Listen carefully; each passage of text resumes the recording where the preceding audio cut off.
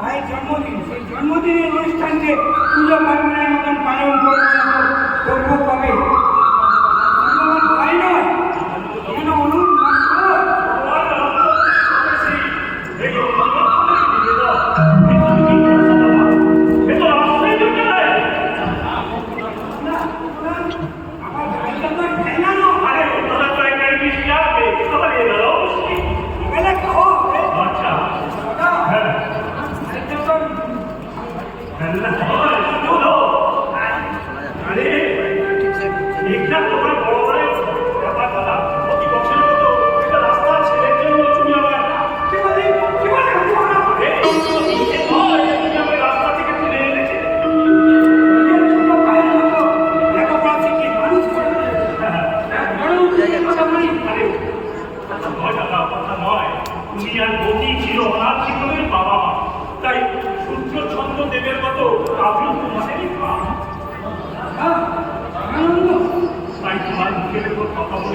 যে অন্যায় আমি করেছি তার জন্য তুমি আমায় ক্ষমা করো।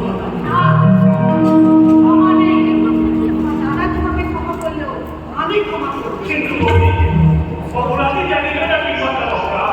তুমি জানবে জানিবে তোমার প্রথম অপরাধ আজকের এই জীবনে তুমি তোমার দাদার নাম করে শ্রমিককে মিষ্টি আর বস্ত্র দিতে হবে। তুমি আমার জন্য উপহার হিসাবে নিয়ে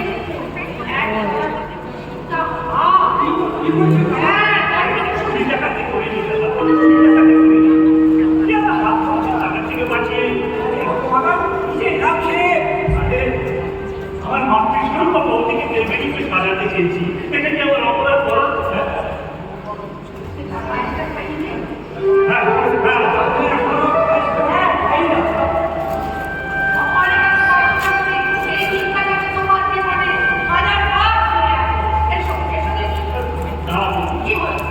আজকের দিনে দাদা আমায় রাস্তা থেকে তুলে এনেছে, তাই এই দিনটা আমার নবদল যার দয়ায় আমি শিবদল মন্দিরের অনুষ্ঠান সেই ভগবান শ্রীরামচন্দ্রের পুজো দিয়ে তোমার ইচ্ছা অনুযায়ী পায়েসটা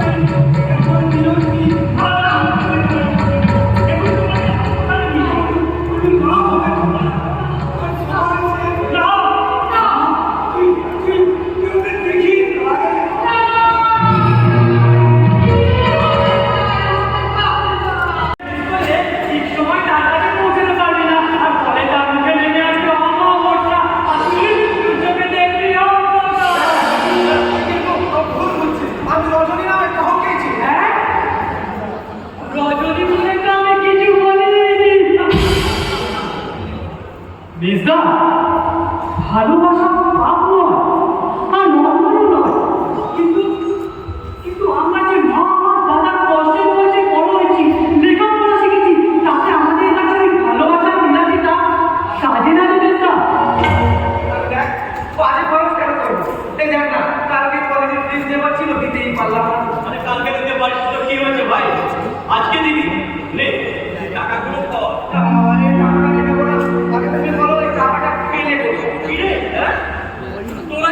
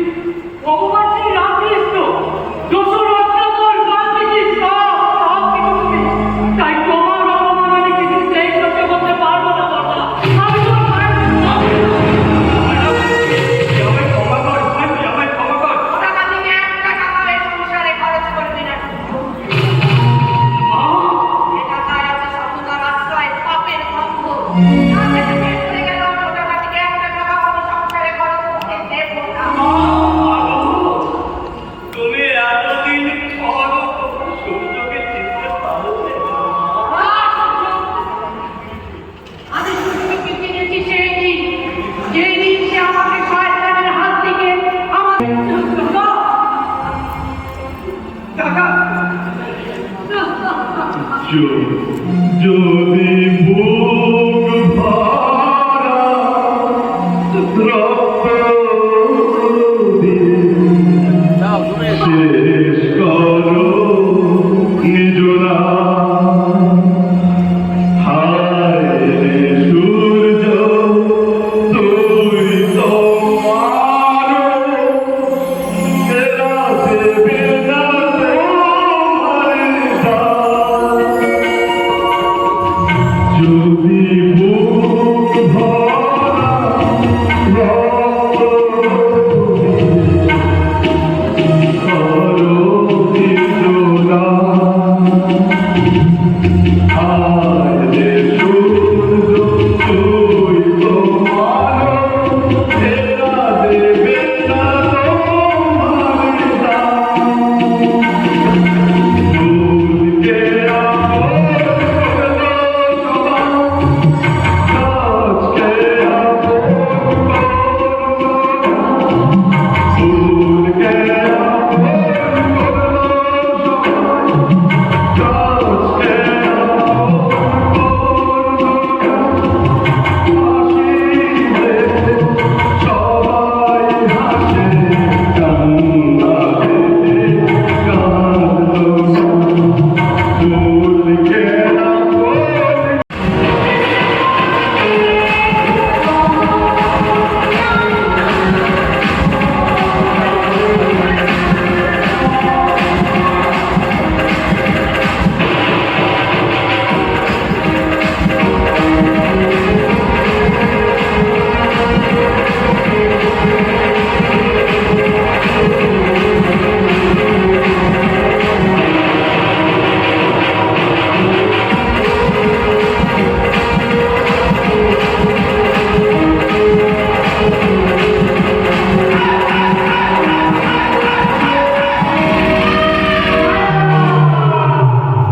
আর তুমি পারবে তো সূর্যকে তোমার ওই মহাজালে বন্দি করতে?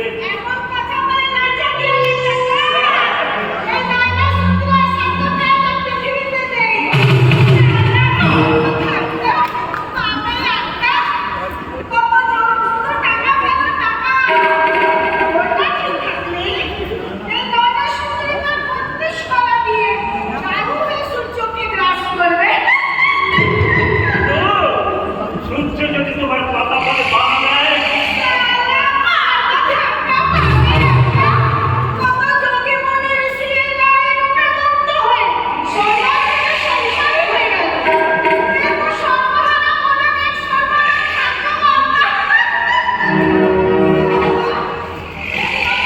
দেবীমায়ের আশীর্বাদ থাকলে কোনো ঝুঁকি হবে না এই সংসারে, সাধ্য নেই না। তোমাদের আশীর্বাদে আজ আমি ভবানী থানা থেকে অফিসার। কেমন আছো আজাদ ভাই? কিন্তু এখন আমি খুব খুশি আছি। আচ্ছা দেব, যে বড়টাকে জানে তুই ভবানীপুর থানা দিয়ে আমা এখনো সে জানে না। তোমাদের সবাইকে একটা সারপ্রাইজ দিও বলে কথাটা এখনো গোপন রেখেছিলাম না। এর সারপ্রাইজ নয়, এই আল্লাহ তাআলার দেওয়া সিদ্ধান্ত। এই উপহারের যোগ্য সম্মানকে রাখতে পারবে তো দেব ভাই? নিশ্চয়ই পারবো আজাদ ভাই, নিশ্চয়ই পারবো। ওই সূর্যকান্ত সেনের ত্যাগের মহিমায় উজ্জ্বল গতিতে অবগাহন করে কিন্তু চাকরিটা তো যে পুলিশের। তাই ভাবছি যে খাকি পোশাকটা কতদিন তোমাকে সূর্যের ভাইয়ের আসনে রাখবে। আমার সূর্যের জীবনে যদি এমন কোনদিন আসে আমি কিন্তু সহ্য করতে পারবো না। তুমি নিশ্চিন্ত থাকো মা।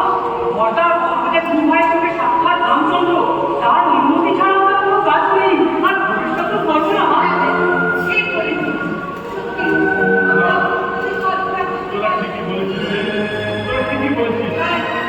তোদের দুজনকে নিয়ে যেভাবে তোর মা যেভাবে ছোট থেকে এগিয়ে গেছে, যেভাবে তোদেরকে বড় করেছে, সে কথা তো আমি কোনোদিনই বুঝতে পারি না। মেজদা কোথায় মা?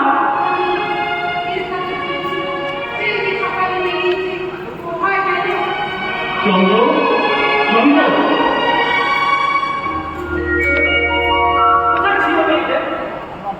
আমরা এখন বড় হয়েছি, লেখাপড়া থেকে চাকরি করছি, দাদা থেকে বেশি টাকা রোজগার করছি, তা আমাদের ব্যক্তিগত খাদ্য বলে কিছু থাকবে না। কিছুই থাকবে না। তাহলে সূর্যকে অমান্য করে নয়, কারণ ওদের উত্থানের পেছনে ওরই অবদান। না মা, তোমার এই কথাটা আমি মানতে পারলাম না, কারণ মানুষ জন্মাবার আগে চরিত্রের সমস্ত চরিত্রের চিন্তা করতে সূর্যের দিব্য জ্যোতি। it is absurd.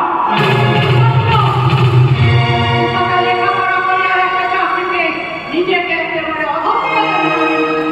তাই এতদিন মাকে এমনভাবে কথা বলছি, এতদিন মাথায় তুলে রেখেছিল বলে চিরকাল রাখবে নাকি? আর আপনি ওর গায়ে হাত তুললেন কেন? সে বই পড়তে পারতো মেয়েকে। মা, ও আমার স্ত্রী রজনী। রোজ বেশি করেছে। হ্যাঁ, এক ঘন্টা ধরে আমাকে বাইরে দাঁড় করিয়ে রেখে এখানে এসে থেকে গুজুর করে গেল। বলি আমি আমার বউ নাকি ঠিক আছে? তুমি ঠিক চাকরি কেন হবে? তুমি আমার চন্দ্রের বিবাহিতা স্ত্রী, তাই তুমি এবার ঠিকই বলেছিলে যে এ সংসারে এমন কিছু দায়িত্ব কর্তব্য থাকে যেগুলো শত বাধা অপমানে বোঝা হলো সেগুলো নীরবে পালন করতে হয় রে। হ্যাঁ? আমি এ সংসারের অপমানের বোঝা?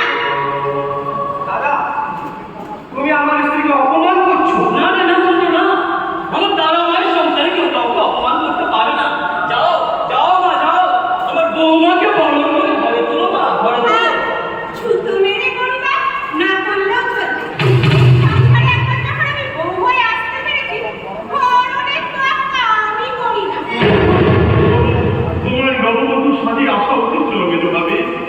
You shut up, rascal! আমার কি উচিত ছিল না উচিত ছিল ওটা তোমার মতো একটা রাস্তা কুকুরের কাছে শিখতে হবে। ঘরে এসে কি আরম্ভ করলে? চন্দ্র, তুই কিছু বলবি না? এতে বলার কি আছে মা? ওই রাস্তার কুকুর যখন ঘরে এসে ঘেউ ঘেউ করে, হ্যাঁ, তখন তো সে উচিত শিক্ষা দেবেই। বৌমা না জানো তুই তো জানিস, তুই তো জানিস সাজাতে পারিস কে? চিৎকার করে সিন ক্রিয়েট করো। ও তো আর এবারই মতো হাত ধরে মেয়ে নয়, যে তোমাদের সব অন্যায় কথা।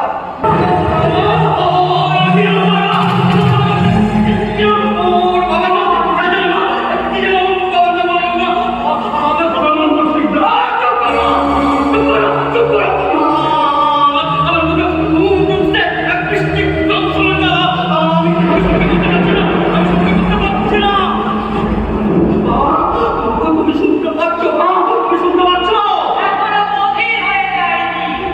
ঈশ্বরের কৃপায় যদি কানাডা অধীর হতাম, তাহলে এখন পাথর হয়ে যেতে পারতাম। কিন্তু কেন না তুমি পাগল হবে? আর কেনই বা দাদার বুকে উঠবে ওই হাহাকারের ঝড়? ওই কোন রহস্য লুকিয়ে আছে ওই সদানন্দ শিকদারের নামের মধ্যে?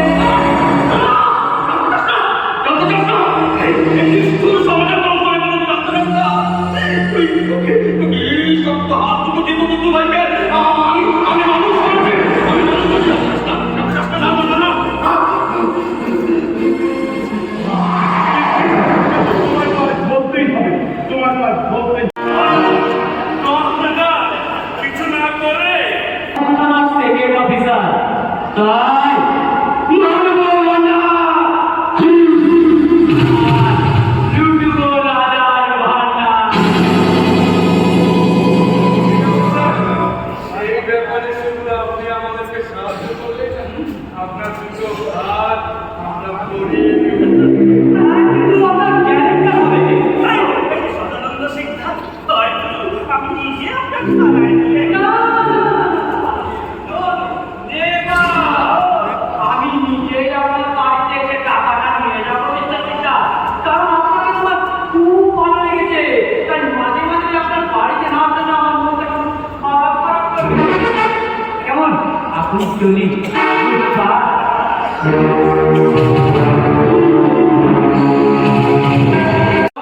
পায়ের শয়তানি চক্র জানে এত মেহনত করে হদিস পেয়েছি। হদিস দিয়ে ব্রেক বের কর।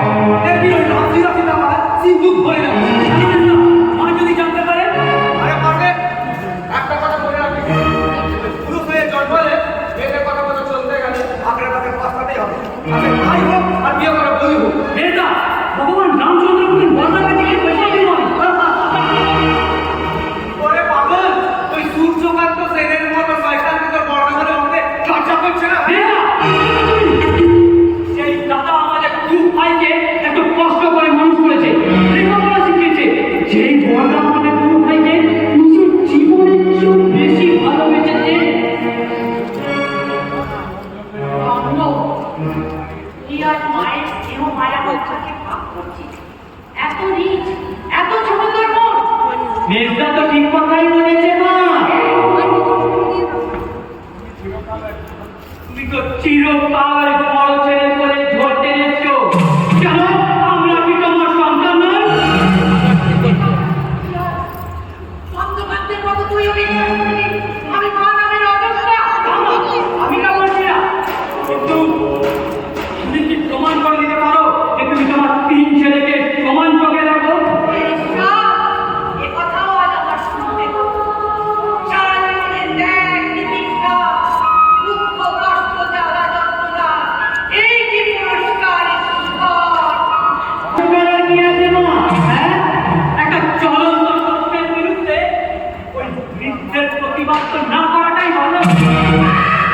আরে আমার শিক্ষিত ছেলে, এদেশের আইনের অক্ষয় ঘটবি সত্যের বিচার। তুই করবি সত্যের বিচার, ন্যায়ের বিচার। মা, সেটা না আমাকেই ভাবতে দাও, তাতে তোমার ওই জ্ঞান না দিলেও চলবে।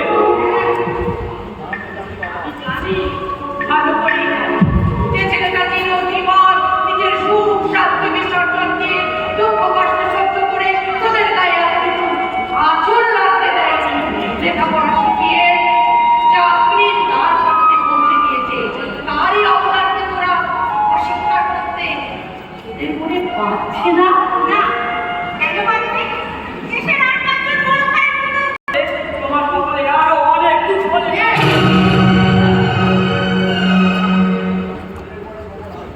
নাকি ঠান্ডা থেকে কোনো লাভ নেই না। আপনার মতো সব ছেলেকে নিজের ছেলে করে রাখলে দেশের প্রতিটি মাকে প্যান প্যানাতে হয়। উঠে পড়ে বুঝলে? এরপর তোমার কপালে সত্যি বলছি আরো অনেক দুঃখ লেখা আছে।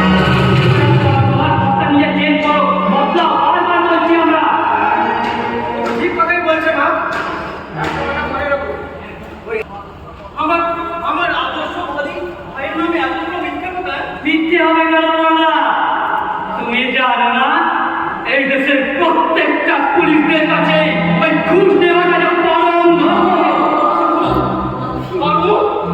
এ তুই আমার কোন ধর্মের মাইকে সোনালি ভাই? তুই ধর্ম নেবো তো ধর্মটা যেন চলে এগুলোকে ঘৃণা করি। কিন্তু আমি ভালোবাসি। অনেক কষ্ট করে খরচ করে লেখাপড়া শিখে পুলিশের চাকরি করছি, দু হাতে টাকা রোজগার করে জীবনটাকে উপভোগ করার জন্য। তোমার মতন এই মুখে মজুরি সেজে থাকার জন্য না।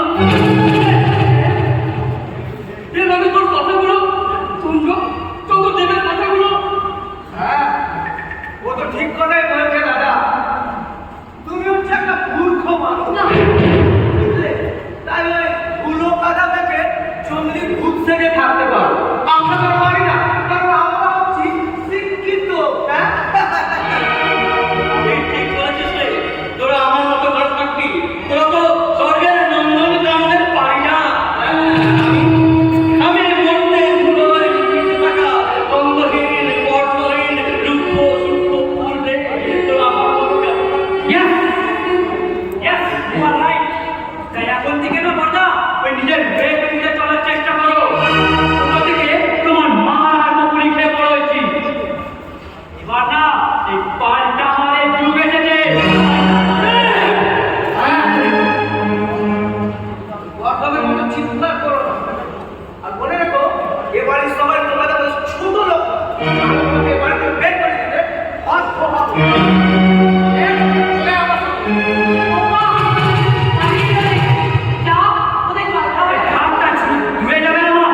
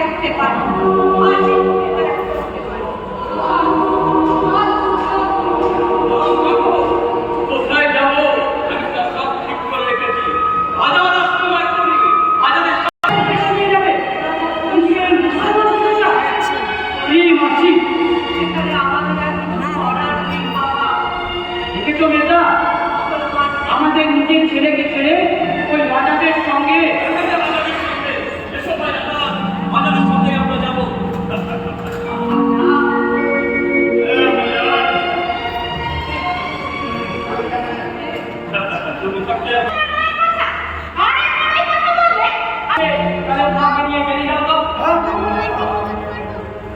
আয় কলিযুগের শিক্ষিত সন্তান। তোদের দেখেই তো বর্তমান আমি থাকতে তুমি আইন হাতে তুলে বিপদ ডেকে আনবে কেন? আমি আছি তো। তাহলে তুমি এই শয়তানটাকে দিন কত ট্রেনের খানি কেন টানালে? ধীরে প্রদীপ ধীরে এই সবে জানতেছি খুব শীঘ্রই চূড়কুটি নয় রাঘব বলে। কিন্তু কিন্তু আমি ভাবছি জামিন করালো কি? আপনাদের 3 নম্বর পদের প্রধান দাদা সর্বজিৎ রায়। দাদার দয়ার চাকরি? হ্যাঁ, নেতার চাকরি তো। বিনা ইত্যাদিতে সরকারি স্টিল প্ল্যান্টের কেউ ম্যানেজার হতে পারে না দেবকান্ত বাবু। আর শুধুমাত্র সূর্যের একটা কথাতে মর্যাদা রাখতে সর্বাণী দেব চন্দ্রকান্ত বাবুকে ম্যানেজার করেছিলেন। আর সূর্যের একটা কথায় যে কোনো মুহূর্তে তার চাকরি করে দেবে। আমার স্বামী চাকরিটা ঠিক হয়ে যাবে, তবে সূর্যের কথা নয়, যাবে তার পাশে আমি নয় করবে দেশের আইন। তুমি তো বলেছিলে তোমার চাকরি তো তোমার শ্বশুর মশাই করিয়ে দিয়েছে, কিন্তু কিন্তু নিজে বলে মিথ্যে কথা। আমি জানি সর্বাণী দেবীর কথা নেই আমার চাকরিটা। আচ্ছা আচ্ছা ঠিক আছে আচ্ছা, আমি এখন থানায় যাচ্ছি। সর্বাণী দেবী ঠিকঠাক বলে কথা কেমন?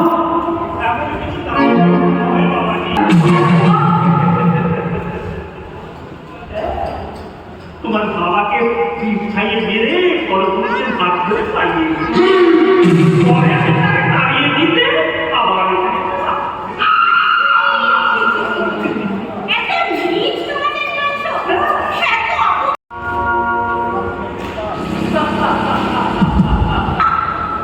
স্বরাঙ্গ শেখা